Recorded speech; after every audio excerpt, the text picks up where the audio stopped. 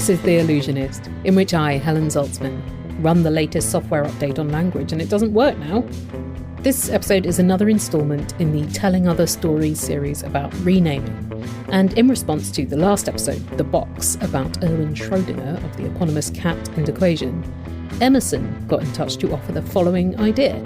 You could call Schrödinger's cat theory simply the Milton theory. This is because I just searched if Schrödinger ever had a cat, and indeed he had one named Milton. Certainly a feasible interpretation. James also asks, if we're not referring to the quantum cat by the name of a paedophile, how should we refer to platonic ideals, solids or loves? I'm taking suggestions. theallusionist.org/contact. You can also tell me about any renamings you've been involved with. Such things as mountains, products, foods, streets, all sorts of things. This episode contains discussions of anti-black racism, violence and sexual violence. On with the show.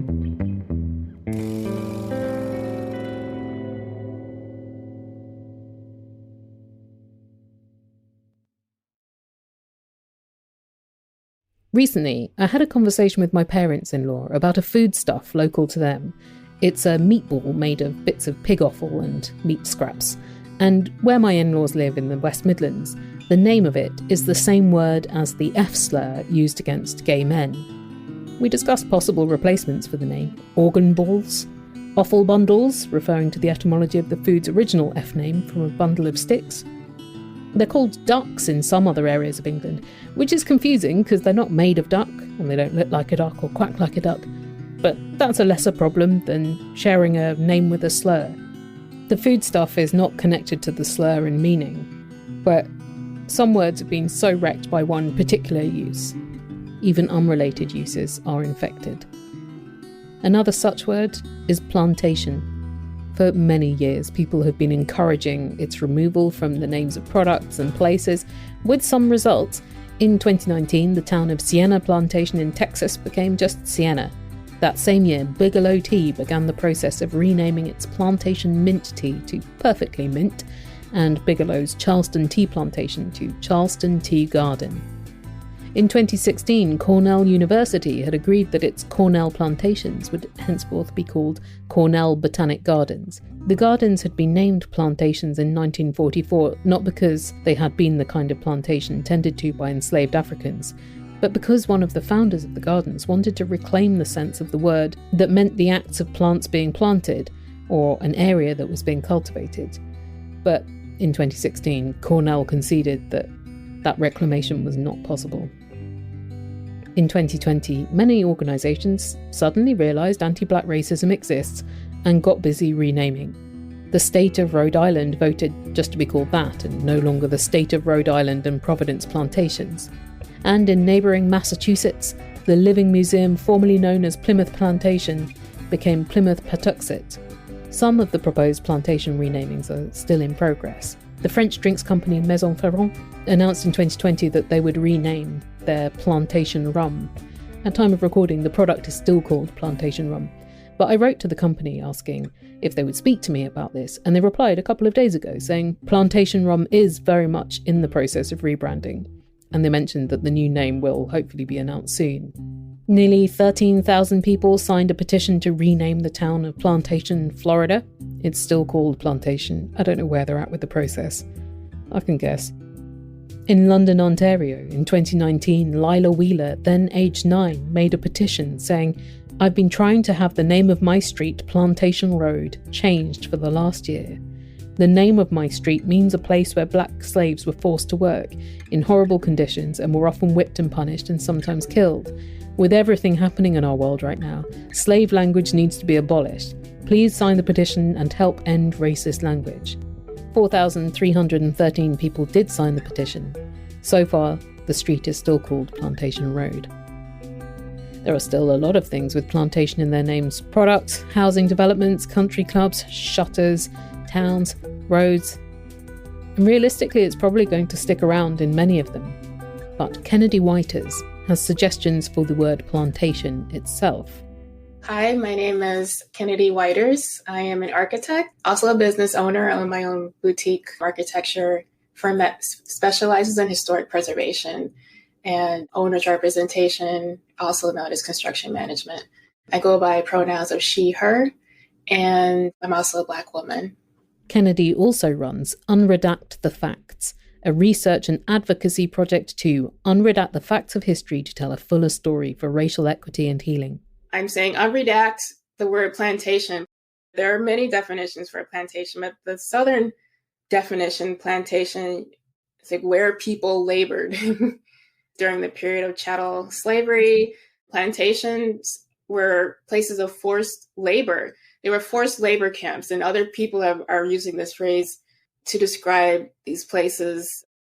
I made an attempt on Wikipedia to add the descriptor forced labor camp to the word plantation, and that someone redacted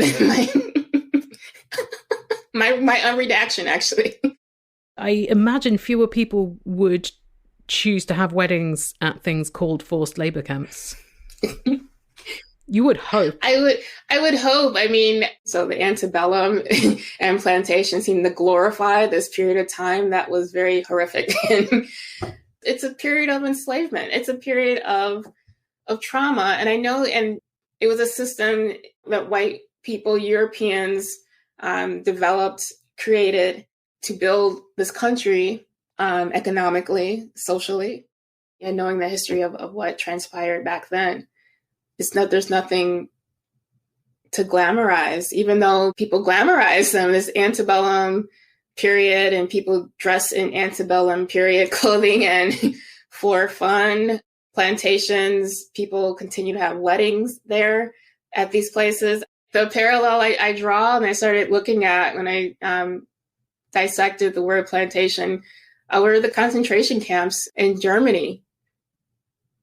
No one is having a wedding at Auschwitz.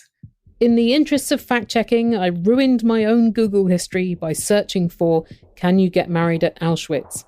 And as far as I can see from the results, you cannot. There is a former Nazi concentration camp in Lithuania, a fort built in the 19th century where 5,000 to 10,000 Jews were killed in a 6-week period in 1941. It's now a privately owned museum that has been hired for weddings. Plantation weddings, though, still a strong trend. Although at least now, when you Google them, you get a lot of results for why are people still getting married on plantations, among the pictures of newlywed couples, predominantly white couples, surprise, surprise, posing in an avenue of moss-draped trees or in front of a big house with white columns at the front. The image that I have, as you mentioned, tall columns, the setting, the landscape, is that there's this palatial appearing building modeled after villas to assert wealth, dominance, power, and class by Europeans in the United States, what became the United States. And this palatial building surrounded by acres and acres and acres of land and typical crops that the enslaved Africans farmed were cotton, tobacco, especially on the southeastern coast of the United States, coffee, and sugar. And I'm just speaking of the United States. Then outside of the villa, and what people are starting to speak to more of now, there were outbuildings that people call slave cabins, or cabins where enslaved Black people slept, that were their quarters. And these are buildings that the enslaved Africans built. And we want to make sure we talk about that. And enslaved Black people and Indigenous people built the White House too, and the Capitol, U.S. Capitol that are in D.C. But yes, palatial estates. That's why the word plantation is associated with these words, because the buildings on the surface, they look architecturally, like a mini White House. Yeah, they look very appealing. Like I said, they represent certain things because that's what you could talk another hour about architecture and the buildings and of propaganda. That's just they're there to support a status. There were about 46,000 plantations in operation in the American South by 1860, and now about 375 of them are plantation museums, with varying degrees of acknowledgement of what the white and wealthy inflicted upon enslaved African people and their children born into slavery on those sites. Because we call it what it was. They were concentration camps. But yet in the United States, the honesty is just stripped from that, and the horrors that happen there. White men raped Black women, Black children. As soon as you were able to give birth, you're bred, basically. And there were forced labor camps that were breeding places that they would separate white people, separating Black families, sending the Black girls and women to go to the forced labor camps. And sometimes they would not only force on men they didn't know, but even their own family members onto them to rape them, to create more Black people that white people enslaved to build up their capital in this country. And we can't just say the South, it was also in the North. And even if the North didn't have forced labor camps, they were profiting off the labor of enslaved Black and African people as well. Yeah, I feel like a lot of the language manages to de-emphasize the violence and the sexual violence. Mm-hmm. But this is the trauma that we're talking, that took place at these places that people continue to celebrate what's supposed to be one of the greatest things to happen in a person's life if they so choose. These are places, like I said, of just deep trauma. Like, I don't even know how you could look at big white columns and think, oh, that's nice, knowing what those houses mean. Right. And, and perhaps it's the media that people allow themselves to see unless they receive it in a history lesson in school.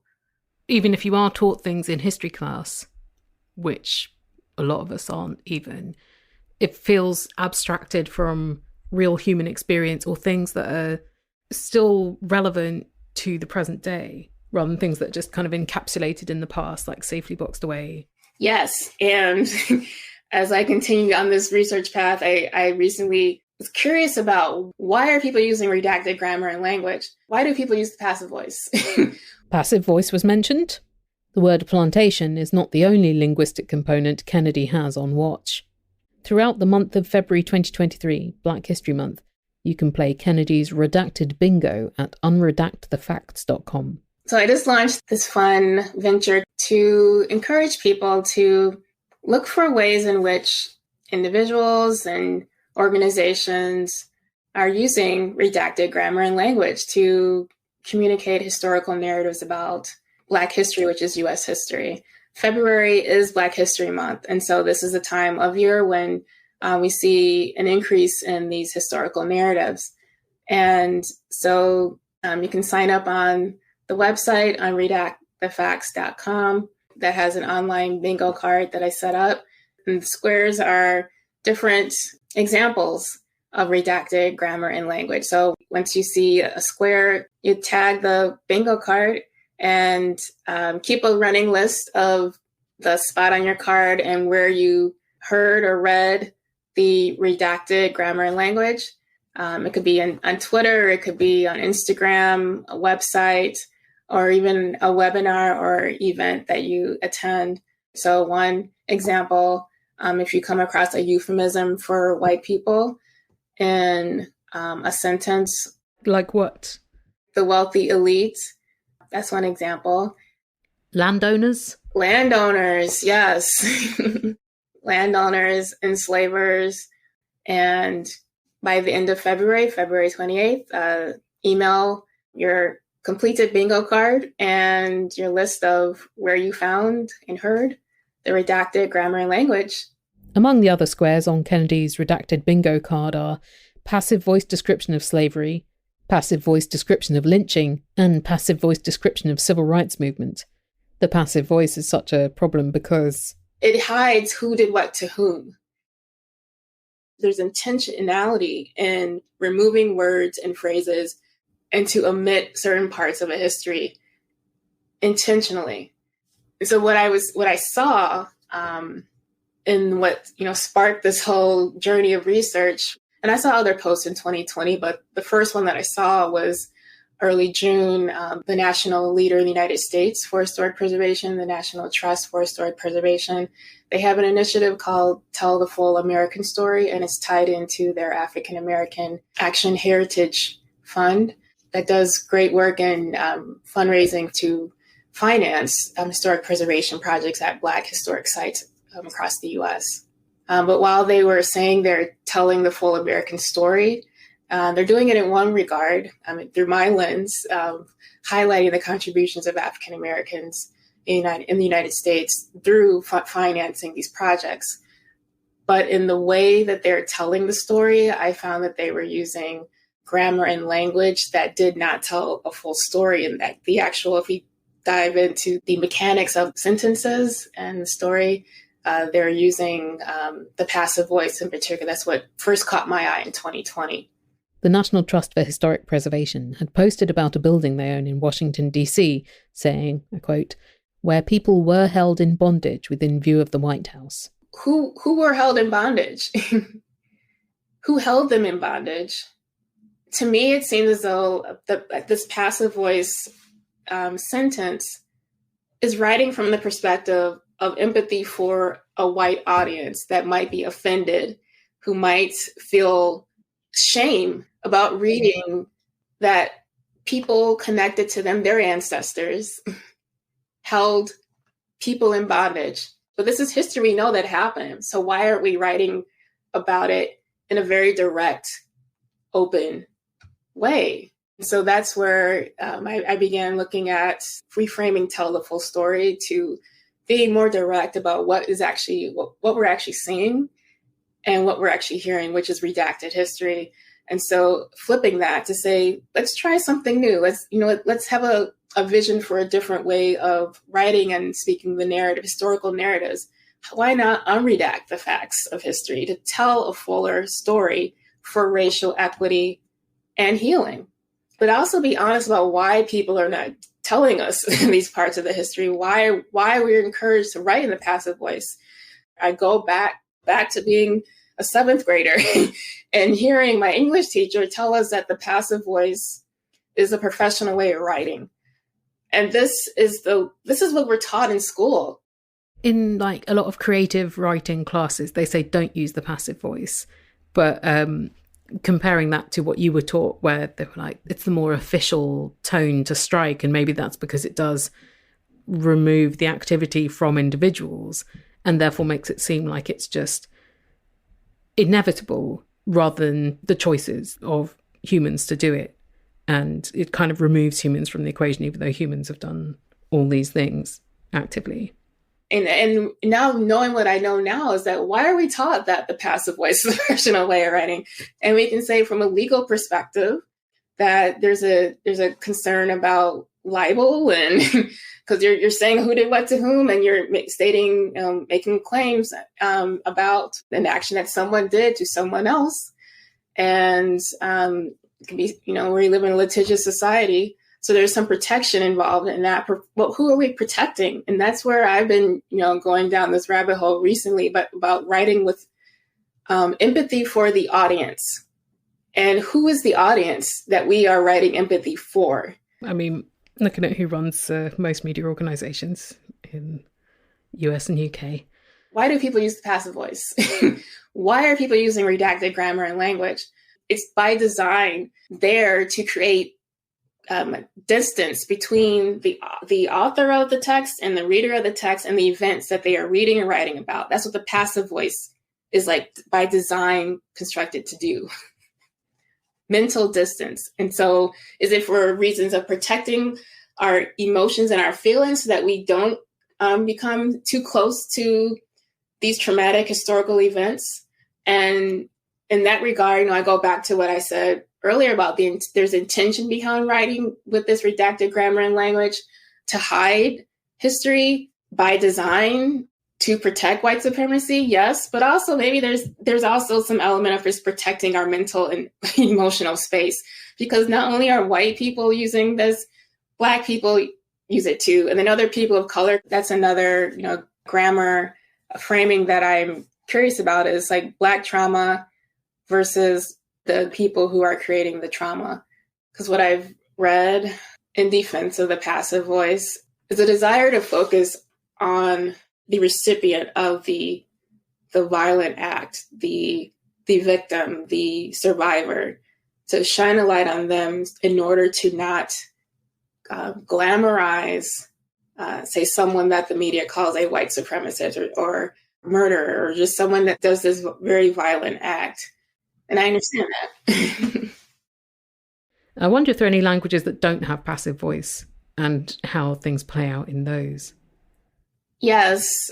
So there's a Black woman poet, and I'm honoring her now, calling her an environmental designer, because that's how she also wanted to be described as.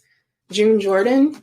In 1982, she published an essay about the passive voice, actually, and another article too, where she said that the passive voice is basically, it's ingrained in standard English or white English, as opposed to African American vernacular English that doesn't have the passive voice.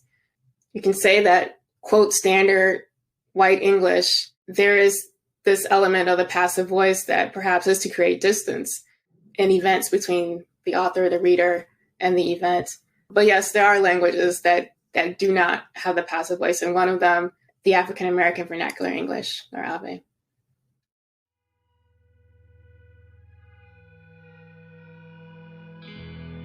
Britain is excellent at avoiding talking about or educating about or even acknowledging its history of participation in the transatlantic slave trade and long-term repercussions thereof.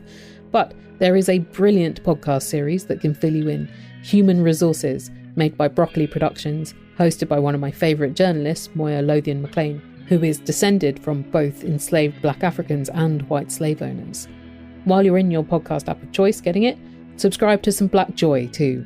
I recommend Private Affairs, a sexy, funny fiction show about dating in Australia, and The Stacks, a great podcast about reading hosted by Tracy Thomas, and she runs a monthly virtual book club too. Get amongst it! Your randomly selected word from the dictionary today is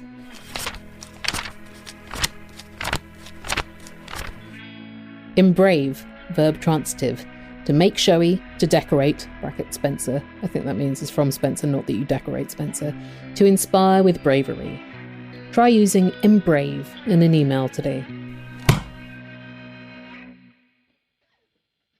Today you heard from Kennedy Whiters, who is an architect. Her firm is Workshop Kilowatt, and she runs Unredact the Facts, researching the use of redacted grammar and language in historical narratives, and she posts about it on Instagram and Twitter, and at unredactthefacts.com, where you can find the redacted bingo card too to play this month. This episode was produced by me, Helen Zaltzman, with original music by Martin Austwick of palebirdmusic.com. Thanks to Nancy Friedman for her useful piece on Visual Thesaurus about plantation-named things being rebranded. Our ad partner is Multitude. If you want to hear me make your product sound compelling, you can sponsor an episode of The Allusionist. Contact Multitude at multitude.production/ads. If you like The Allusionist and you have some spare cash, join the Allusionverse.